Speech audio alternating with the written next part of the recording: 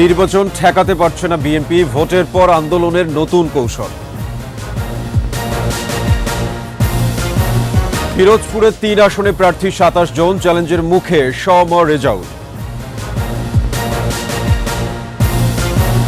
হরিপুরে গ্যাসের পর মিলেছে তেল, এপ্রিলে উত্তোলন সঞ্চালন লাইন নির্মাণে দরপত্র।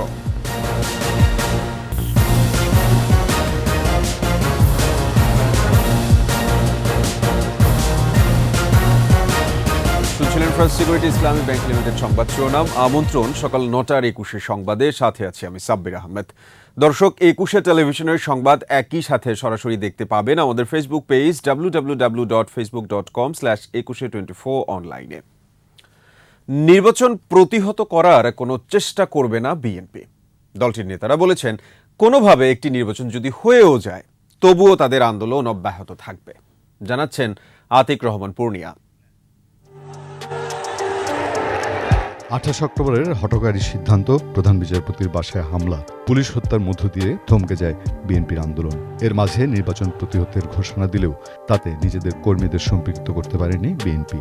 হরতাল অবরোধের ১১ দফার ডাক দিয়েও সাড়া পায়নি বিএনপি। সরকারকে পতন না ঘটিয়ে আমরা ঘরে ফিরে যাব না। এমন পরিস্থিতিতে কঠোর হয় আইন শৃঙ্খলা রক্ষাকারী বাহিনী। নাশকতা আর সহিংসতার দায়ে বিএনপির সিনিয়র নেতাদের অনেকেই এখন কারাগারে। বিশৃঙ্খলা না করে আমরা খেয়াল করেছি, গত কিছুদিনের মধ্যে আমরা প্রেস ক্লাবের সামনে সভা করেছি, মানববন্ধন করেছি, আমরা আলোচনা সভার আয়োজন করার চেষ্টা করছি। আমরা এই ধরনের কর্মসূচিতে আস্তে আস্তে বাড়াতে চাই। আমরা চাই আবার আগের মতোই জনসমাবেশ, মিছিল করতে। এর মাঝে নির্বাচন হয়ে যাবে বলে মনে করছেন দলটির কেন্দ্রীয় নেতারা।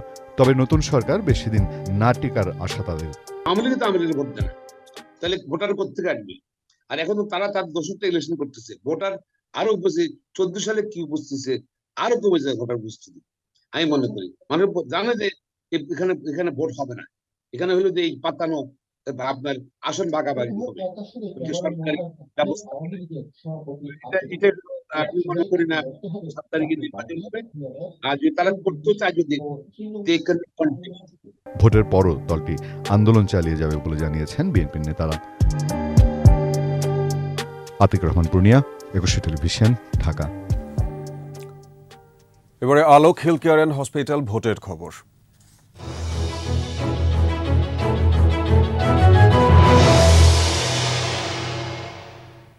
নির্বাচনী আমেজে সরগরম দক্ষিণের জেলা পিরোজপুর। জেলার ৭ উপজেলায় ৩ আসনে প্রার্থী ২৭ জন। পিরোজপুর ১-এ মৎস্য ও পানি সম্পদ মন্ত্রী সমর রেজাউল করিমকে চ্যালেঞ্জ জানাচ্ছেন জেলা আওয়ামী লীগের সভাপতি সাবেক এমপি AKM আউয়াল। ২-এ জেলা আওয়ামী লীগের সাধারণ সম্পাদক অ্যাডভোকেট কানাইলাল বিশ্বাসের বিরুদ্ধে প্রার্থী হয়েছেন সাবেক জেলা পরিষদ চেয়ারম্যান মহিউদ্দিন মহারাজ। সুষ্ঠু ভোটে পছন্দের এমপি নির্বাচিত করতে চান জেলার ভোটাররা। প্রতিনিধি শিরিন আফরোজের রিপোর্ট, জানাচ্ছেন আকবর হোসেন সুমন।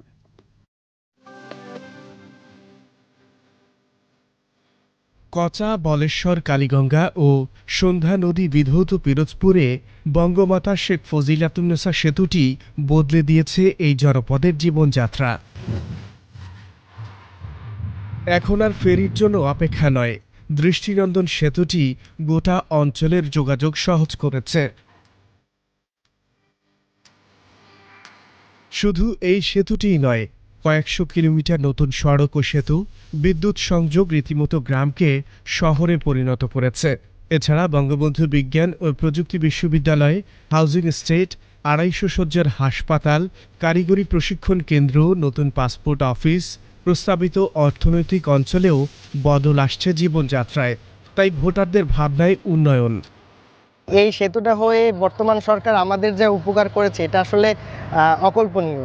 আমরা তার কাছে কৃতজ্ঞ। এই উন্নয়নের ধারা অব্যাহত রাখতে হলে আবারও নৌকায় সবাইকে ভোট দিয়ে নৌকাকে জয়যুক্ত করতে হবে। আওয়ামী লীগ সরকার যে এই 5 বছর এত উন্নয়ন করছে, অন্য কোনো সরকার আইলে যে পারতো, আমার মনে হয় না। আমি দেশের উন্নয়নে জনগণের স্বার্থে নৌকায় আমার প্রথম ভোটটি দিতে চাই। পিরোজপুর ১ আসনে আবারও আওয়ামী লীগের প্রার্থী সমর রেজাউল করিম। তবে নিজ দলেরই জেলা সভাপতি AKM আউয়াল তার বিরুদ্ধে অবস্থান নিয়েছেন। তারপরেও জয়ে আশাবাদী সমর রেজাউল। শেখ হাসিনা না থাকলে এই দক্ষিণ অঞ্চলে পদ্মা সেতু, সুন্দর রাস্তা, বেকুটিয়া সেতু, পাটগাতি সেতু কিচ্ছুই হতো না যদি শেখ হাসিনা না আসতো। সেজন্য আবার আমাদের শেখ হাসিনাকে দরকার। পিরোজপুর ২ আসনে নৌকার প্রার্থী জেলা আওয়ামী লীগের সাধারণ সম্পাদক অ্যাডভোকেট কানাইলাল বিশ্বাসকে চ্যালেঞ্জ জানিয়ে নির্বাচনী মাঠে নেমেছেন একই দলের নেতা মহিউদ্দিন মহারাজ। এই আসনেই আরেক শক্তিশালী প্রার্থী বর্তমান MP JP chairman Anwar Hossain Manju আছেন নির্বাচনী লড়াইয়ে। তিনের সাবেক ছাত্রনেতা আশরাফুর রহমানকে লড়তে হবে জেপি প্রার্থীর বিপক্ষে। তবে সবগুলো আসনে জয়ের ব্যাপারে আশাবাদী জেলা আওয়ামী লীগ। ঐক্যবদ্ধভাবে এই উন্নয়নের রাজনীতির সাথে সম্পৃক্ত হওয়ার জন্য, জননেত্রী শেখ হাসিনার পাশে থাকার জন্য আমি আপনাদেরকে অনুরোধ জানাই। আওয়ামী লীগের স্বতন্ত্র প্রার্থী থাকায় সহিংসতার আশঙ্কা করছেন অনেকেই। নির্বাচনের প্রক্রিয়াটা যাতে সুন্দরভাবে এবং সুশৃঙ্খলভাবে হয়, মাননীয় প্রধানমন্ত্রী নিশ্চয়ই সেই ব্যবস্থা নেবেন। জেলার সবগুলো আসনেই জমজমাট লড়াই হবে বলে মনে করছেন সচেতন মহল। বাংলাদেশের সমস্ত জেলায় ট্রেন লাইন যাচ্ছে, আমরা পিরোজপুর অবহেলিত হয়ে আছি।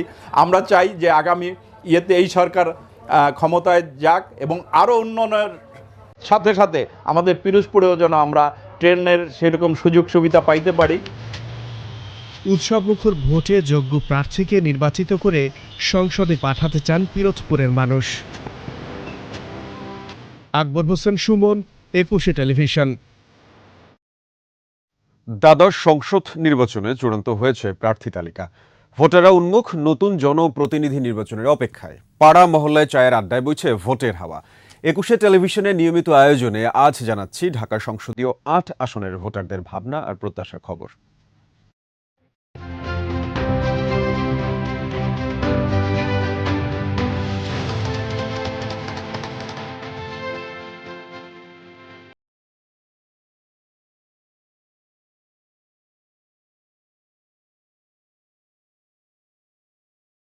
হিংসা, হানাহানি এসব থাকবে না। প্রশাসন সুন্দরভাবে কাজ করবে। মানুষ চায় যে একটা সুন্দর সরকার হোক, যারা দেশটাকে সঠিকভাবে পরিচালনা করতে পারবে এবং সব ক্ষেত্রেই পারদর্শী প্রশাসনিকভাবে। নির্বাচন অবশ্যই অংশগ্রহণমূলক হবে, যেহেতু শুধু সরকারি দল না, অন্য অন্য দলের প্রার্থীও এখানে থাকবে।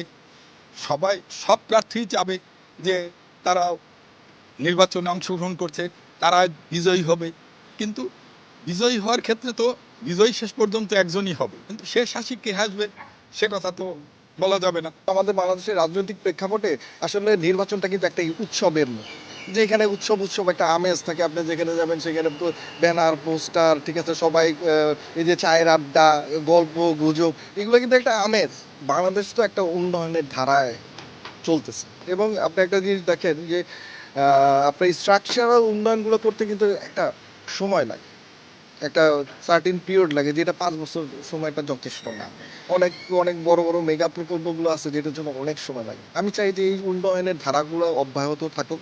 বিএনপি চাচ্ছে যে নির্বাচন বয়কট করার জন্য এবং তারা নিজেরাও বয়কট করতেছে এবং আগুন সন্ত্রাস, গাড়ি ভাঙচুরের মাধ্যমে চাচ্ছে যে নির্বাচনকে বানচাল করার জন্য। যেটা যা বলবো আমি যে আমাদের দেশের জন্য অবশ্যই ক্ষতি করে আসলে নির্বাচন বন্ধ করা যাবে না। 5-10 দিন পরে আসলেই দেখবেন কি হচ্ছে, পুরা ঢাকা শহর না পুরা বাংলাদেশ দেখবেন উৎসব কিভাবে হচ্ছে। আমার মনে হয় ঈদে যেরকম আমাদের উৎসব হয়, এরকম মনে হচ্ছে যে দেশেও একটা এরকম উৎসব মুখর নির্বাচনের প্রচারণা আসছে। অ্যাডভান্স বাংলাদেশ পূর্ণ করছে এবং স্মার্ট বাংলাদেশ করবে। বিএনপি ইলেকশনে আইয়ে ভোট পাইতো না, তো বিএনপি ইনশাল্লাহ আল্লাহ নাম লই আমেরিকার উপরে ভর করছে, বাইডেনের উপরে। আমরা মনের আশা পূর্ণ করলো না। আমরা চাইছিলাম যে অংশগ্রহণমূলক একটা নির্বাচন হোক।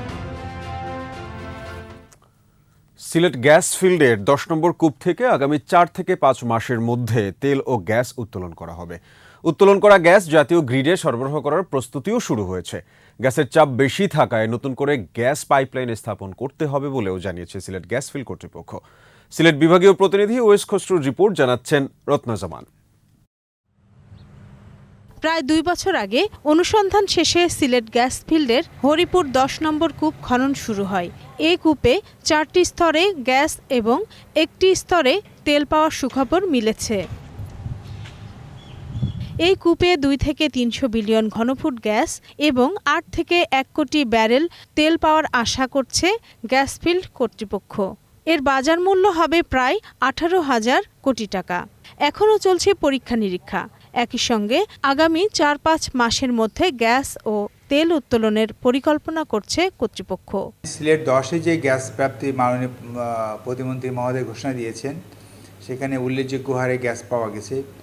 সেই গ্যাসটার সাথে ভালো প্রেশার আছে, এই জন্য আমাদের হাই প্রেশার পাইপলাইন তৈরি করতে হবে। জ্বালানি মন্ত্রণালয়ের বেঁধে দেওয়া টার্গেট পূরণে আগামী বছরের শুরুতে আরও কিছু সুখবর মিলবে বলে আশাবাদী গ্যাসফিল্ড কর্তৃপক্ষ। একই সঙ্গে সিলেট গ্যাসফিল্ড 11, ধুপিটিলা সহ 5টি নতুন কূপ খননের উদ্যোগ নেওয়া হয়েছে বলেও জানান ব্যবস্থাপনা পরিচালক।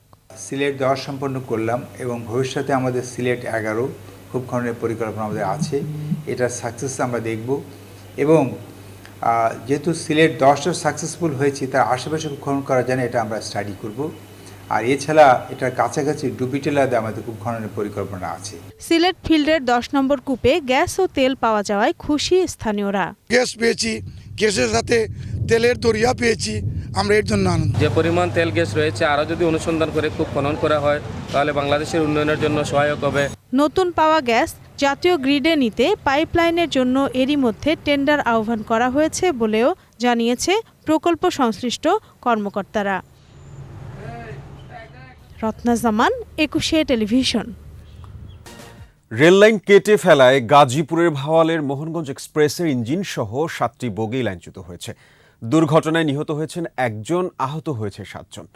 গাজীপুরের ভাওয়াল রেল স্টেশনের কাছে ভোর সোয়া 4টার দিকে এই দুর্ঘটনা ঘটে। বন্ধ রয়েছে ঢাকা ময়মনসিংহ রেল যোগাযোগ। ট্রেনটি নেত্রকোনা থেকে ঢাকায় আসার পথে এ দুর্ঘটনা ঘটে। পুলিশ জানায় রাতে জয়দেবপুর ময়মনসিংহ রেল সড়কের বনখুড়িয়া এলাকায় দুর্বৃত্তরা রেললাইন কেটে রাখে। ঘটনাস্থলে পৌঁছেছে ফায়ার সার্ভিস, চলছে উদ্ধার তৎপরতা।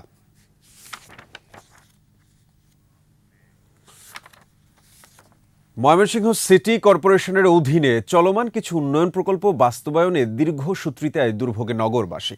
বিভিন্ন ওয়ার্ডের সড়ক ও নর্দমা ভেঙে রেখে কাজ বন্ধ রেখেছেন ঠিকাদাররা। সিটি কর্পোরেশন বলছে দুর্ভোগ লাঘবে শিগগিরই কাজ শেষ করতে ঠিকাদারি প্রতিষ্ঠানকে নির্দেশ দেওয়া হয়েছে।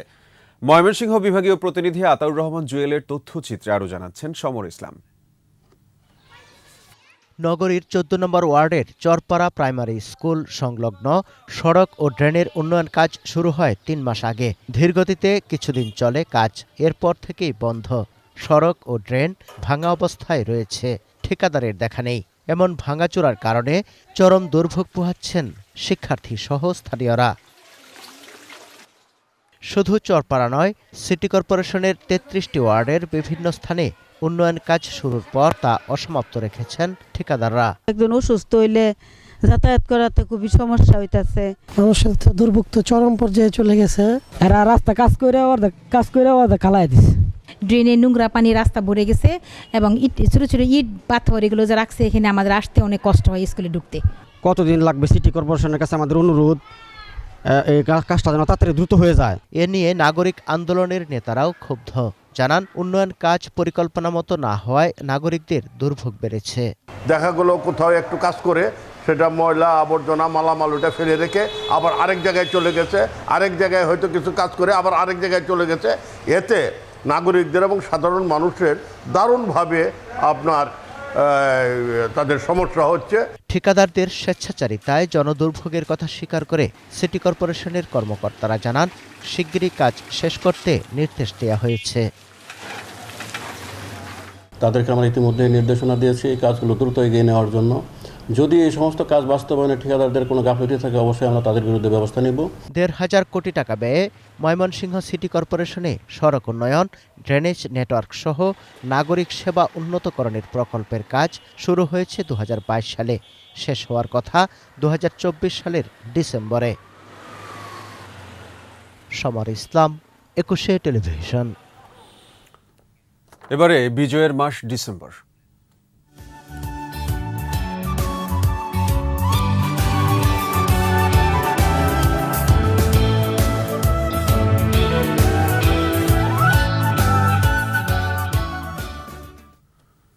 ডিসেম্বরের শেষ প্রান্তে বাঙালির বিজয় নস্যাতে পাকিস্তানের পক্ষে ষড়যন্ত্রে মাতে আমেরিকা। রণাঙ্গনে যখন মিত্রবাহিনীর আধিপত্য, তখন সপ্তম নৌবহর পাঠিয়ে ভুল করতে চেয়েছিল যুদ্ধ কৌশল। তবে সোভিয়েত ইউনিয়নের পাল্টা বিবৃতিতে পিছু হটে আমেরিকা। কূটনৈতিক ক্ষেত্রেও বিজয় হয় বাঙালির। আদিত্য মামুনের রিপোর্ট। বাঙালিকে দমানো যায়নি কোনো কালেই। উড়তাল মার্চে জাতির পিতার অগ্নিমন্ত্রে দীপ্ত কণ্ঠে উচ্চারিত হয়েছিল স্বাধীনতার স্ফুলিঙ্গ। তাকে সাধ্যকার বধ করার 13 ডিসেম্বরেও পাকিস্তানের মিত্র চীন আর আমেরিকার চাল শেষ পর্যন্ত ব্যর্থ। সীমান্ত অঞ্চল, স্থল, নৌ, বিমান সব দিকেই যখন অবরুদ্ধ পাকিস্তানি সেনারা, তখন নতুন চাঞ্চল্য আমেরিকার শক্তিশালী নৌজাহাজ ঘিরে, যা বন্দরে ভিড়লে হয়তো ব্যাপক ক্ষতি হতো মুক্তি ও মিত্রবাহিনীর। তবে শেষ অবধি ভেস্তে যায় ষড়যন্ত্র। মার্কিন যুক্তরাষ্ট্র যেভাবে শুরু করেছিলেন, সোভিয়েত ইউনিয়ন যদি কাউন্টার বিবৃতি না দিতেন এবং সোভিয়েত ইউনিয়ন যদি না বলতেন যে তুমি যদি সপ্তম নৌবহর পাঠাও আমিও পাঠাবো, এবং তারা কিন্তু তৈরি করে ফেলেছিল, এটি যদি না ঘটত তাহলে অন্য চিত্র হতো। কিন্তু সোভিয়েত ইউনিয়নের একটি বিবৃতি মার্কিন যুক্তরাষ্ট্রের ভিতকে কাঁপিয়ে দিয়েছিল। সপ্তম নৌবহর অভিযান ব্যর্থ এবং অবরুদ্ধ পাকিস্তানি সেনারা হতাহত ও ধরা পড়লেও মুক্তি ও মিত্রবাহিনীর কাছে আত্মসমর্পণ মানতে পারছিল না পাকিস্তানি জান্তারা। টিক্কা খান একরকম মনে করেন, নিয়াজি আরেক রকম মনে করতেন, রাও ফরমান আলী আরেক রকম মনে করতেন, ব্রিগেডিয়ার মালিক আরেক রকম মনে করতেন। এই যে এক একজন এক এক রকম মনে করতেন এবং তাদের অহংকার যে পৃথিবীর কোনো সেনাবাহিনী আমাদের পরাজিত করতে পারবে না, এই অহংকার নিয়েই তখনও তারা ছিলেন। জাতিসংঘ নিরাপত্তা পরিষদ সহ ৭১-এর মুক্তিযুদ্ধে ভারত ও সোভিয়েত ইউনিয়নের সমর্থন ও সহায়তায় বারবার ভেটো পড়েছে আমেরিকা পাকিস্তানের কূট চালে। তাদের স্বরে মুক্তিকামী বাঙালির পক্ষে দাঁড়িয়েছিল বিশ্ব মানবতাও।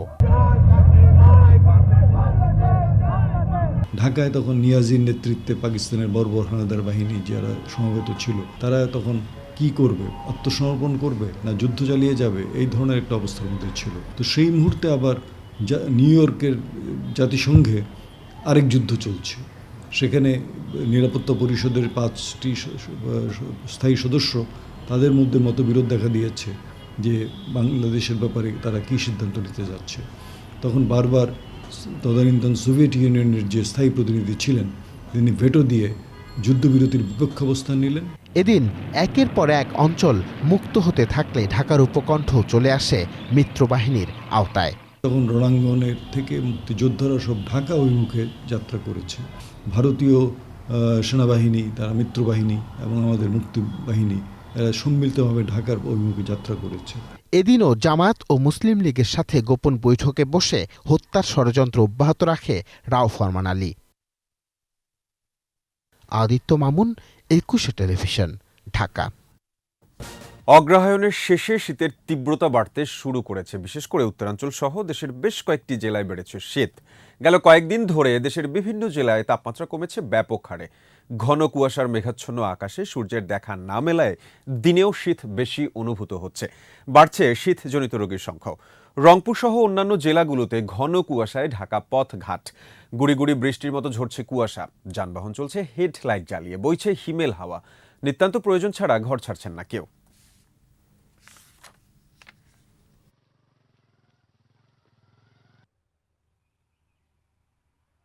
দেখা যায় না, কোনো কিছু দেখা যায় না, রাস্তা দেখা যায় না, কোনো কাজ কাম করা যায় না। বাচ্চাদের নিয়ে কষ্টভাবে আসি, বাচ্চাদের ছিঁড়ে ছিঁড়ে কাপড় আছে সেগুলি নিয়ে পড়াইতেছি। আস্তে আস্তে গাড়ি চালানো লাগে, ডাইনে বামে কিছু দেখা যায় না। তাহলে আমাদের ভাড়া কম, লোকজন ঠান্ডার জন্য বাইরে হতে যাচ্ছে না। মানুষ বাড়ি থেকে বাড়াবার পায় না, শীতে খুব নাজেহাল অবস্থা, ব্যবসা বলতে নাই একবারে। শেষ করছি সকাল 9টার 21 সংবাদ। যাবার আগে ফ্রেশ সিকিউরিটি ইসলামী ব্যাংক লিমিটেড সংবাদ শিরোনামগুলো আরও একবার।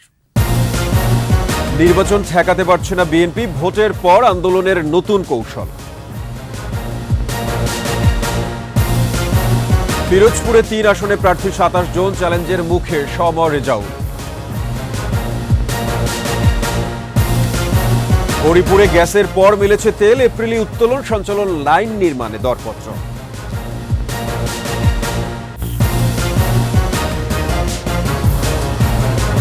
দর্শক, সর্বশেষ খবর জানতে ডায়াল করুন 202 নম্বরে, আর ভিজিট করুন 21-tv.com এই ওয়েবসাইটে। এছাড়া ফেসবুকে ভিজিট করতে পারেন facebook.com/2124 অনলাইনে।